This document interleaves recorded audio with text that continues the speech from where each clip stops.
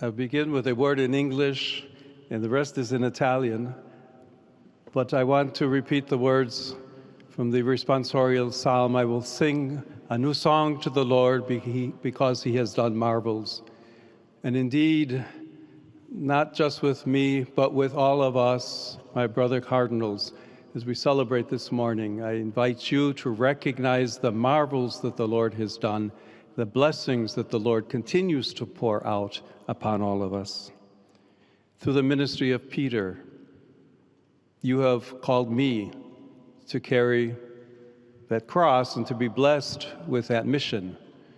And I know I can rely on each and every one of you to walk with me as we continue as a church, as a community of friends of Jesus, as believers, to announce the good news, to announce the gospel.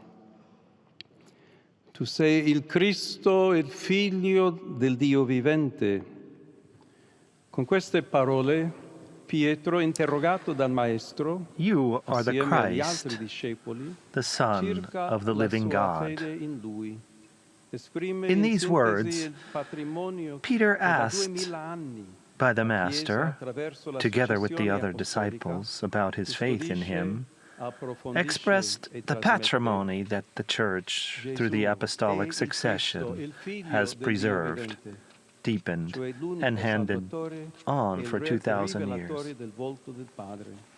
Jesus is the Christ, Lui, the Son of the Dio, living God, per the one rendersi vicino Savior, e who alone accessibile agli reveals uomini, the face of the si è Father. rivelato a noi negli occhi In him, lucciosi God, di un bambino, in order to make himself nella close and mente accessible vivace to di un men and women, nei lineamenti revealed himself maturi to di un us in the uomo, trusting eyes of a child, fino ad in the apparire lively ai mind suoi of a dopo young la person, risurrezione and in the con il mature suo features corpo of a man. glorioso.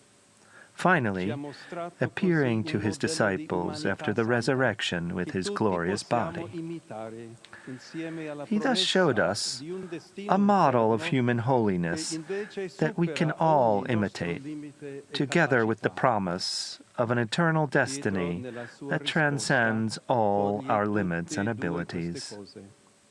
Il dono di Dio Peter, e il cammino da in his percorrere response, per lasciarsene understands both of these trasformare. things, Dimensioni the gift of God inscindibili della and the salvezza, path to follow affidate in alla order to allow Chiesa himself to be perché changed le by that annunci per gift. il bene del genere umano.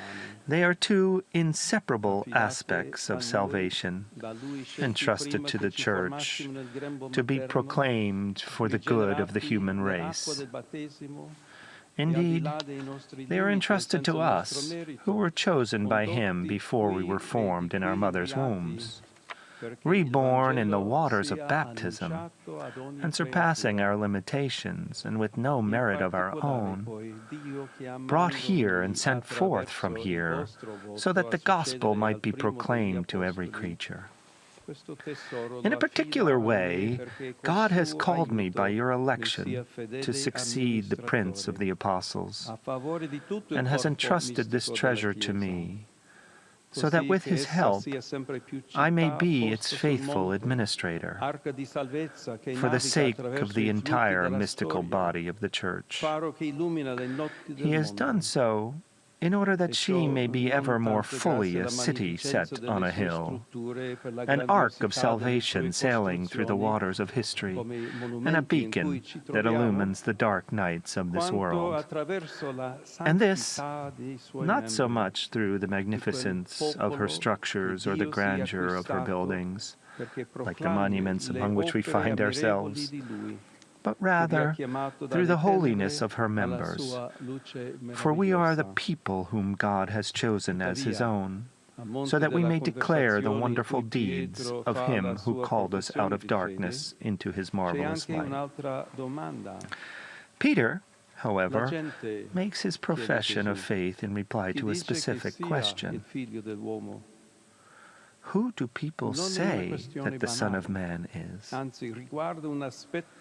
The question is not insignificant. It concerns an essential aspect of our ministry, namely, the world in which we live, with its limitations and its potential, its questions and its convictions. Who do people say that the Son of Man is? If we reflect on the scene which we are considering, we might find two possible answers, which characterize two different attitudes. First, there is the response of the world. Matthew tells us that this conversation between Jesus and his disciples takes place in the beautiful town of Caesarea Philippi, filled with luxurious palaces, set in a magnificent natural landscape at the foot of Mount Hermon, but also a place of cruel power plays and the scene of betrayals and infidelity. This setting speaks to us of a world that considers Jesus a completely insignificant person, at best, someone with an unusual and striking way of speaking and acting. And so once his presence becomes irksome because of his demands for honesty and his stern moral requirements, this world will not hesitate to reject and eliminate him.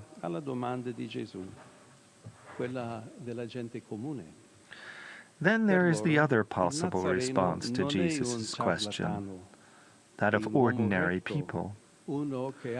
For them, the Nazarene is not a charlatan, but an upright man, one who has courage, who speaks well, and says the right things, like other great prophets in the history of Israel.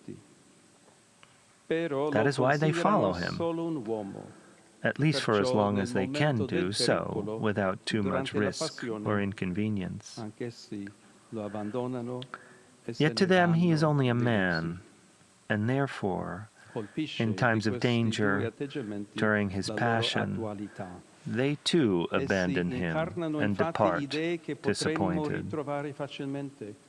What is striking about these two attitudes is their relevance today. They embody notions that we could easily find on the lips of many men and women in our own time, even if, while essentially identical, they are expressed in different language. Even today, there are many settings in which the Christian faith is considered absurd, meant for the weak and unintelligent. Settings where other securities are preferred, like technology, money, success, power, or pleasure.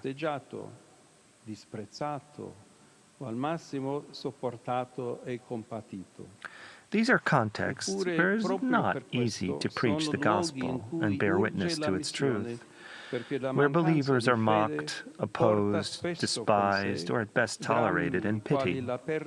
Yet, precisely for this reason, they are the places where our missionary outreach is desperately needed. A lack of faith is often tragically accompanied by the loss of meaning in life, the neglect of mercy, appalling violations of human dignity, the crisis of the family, and so many other wounds that afflict our society.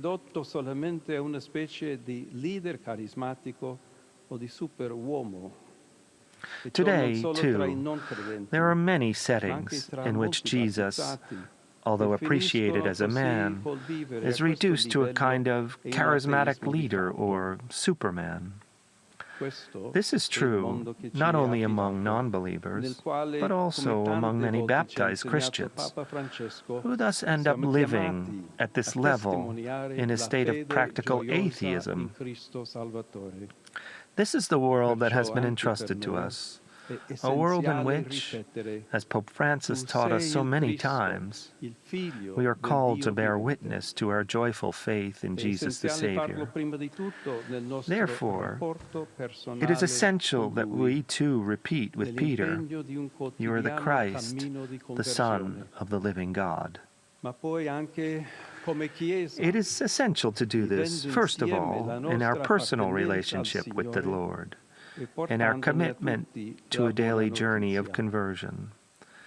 Then to do so as a church, experiencing together our fidelity to the Lord and bringing the good news to all. I say this first of all to myself, as the successor of Peter, as I begin my mission as Bishop of Rome, and according to the well-known expression of St. Ignatius of Antioch, am called to preside in charity over the universal church. St. Ignatius, who was led in chains to the city, the place of his impending sacrifice, wrote to the Christians there, "Then I will truly be a disciple of Jesus Christ when the world no longer sees my body." Ignatius was speaking about being devoured by wild beasts in the arena, and so it happened. But his words apply more generally to an indispensable commitment for all those in the Church who exercise a ministry of authority. It is to move aside so that Christ may remain, to make oneself small so that he may be known and glorified, to spend oneself to the utmost so that all may have the opportunity to know and love him.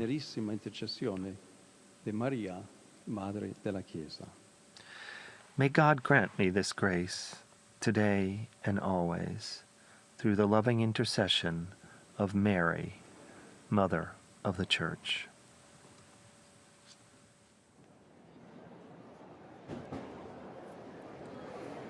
Pope Leo XIV, delivering his first homily as Pope, reflecting on the Gospel of St. Matthew, and Father John Walk also touching on the responsibility, the heavy responsibility he now has, reflecting on the world as it is, talking about the lack of mercy in a world which has turned away from Christ in his view in many ways, and he talked about the appalling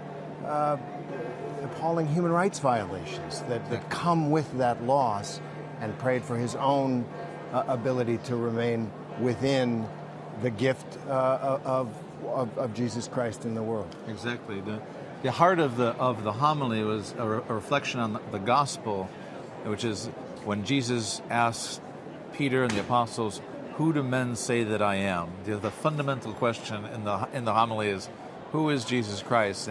And he went through the different responses that were given then and are given now, and he says they're very similar.